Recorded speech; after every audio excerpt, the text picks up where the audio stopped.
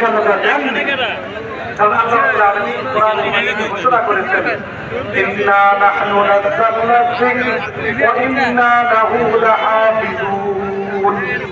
আমি কোরআন নাযিল করেছি এবং কিয়ামতের পূর্ব মুহূর্ত পর্যন্ত এই কোরআনের হেফাজতের জিম্মাদারি আমি রব্বুল আলামিন স্বয়ং নিজেই গ্রহণ করতেছি। কোরআনের হেফাজতের মধ্যে কোরআনের ব্যাখ্যা বিশ্লেষণ আল্লাহ রাসূলের সুন্নাহর হেফাজতের ওয়াদা। এটা কোরআন সুন্নাহ এটা দুনিয়াতে কিয়ামত পর্যন্ত সংরক্ষিত অবস্থায় থাকবে। এটা আল্লাহ রাসূলের ঘোষণা, আল্লাহ রাব্বুল আলামিনের ঘোষণা। বাকি বিশ্লেষণ করার বিষয় হলো বর্তমান জামানায় শিক্ষা এবং ধারাবাহিকতা কোন প্রতিষ্ঠানের মাধ্যমে কোন শ্রেণীর মানুষের মাধ্যমে পৃথিবীতে এখন অব্যাহত আছে, চলমান আছে, সেটা বিশ্লেষণের বিষয়।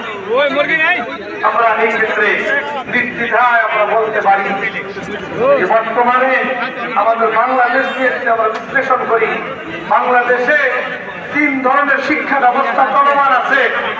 একটা ব্যাপক শিক্ষা ব্যবস্থা, যেটাকে শিক্ষা ব্যবস্থাই বলতে হয়, যদিও এদেশের 90% মুসলমানের ধর্মীয় বিশ্বাসের সাথে যে শিক্ষা সিলেবাসের কোনো ন্যূনতম সম্পর্ক নাই।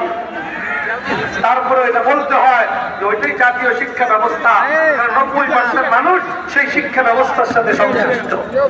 School, college, university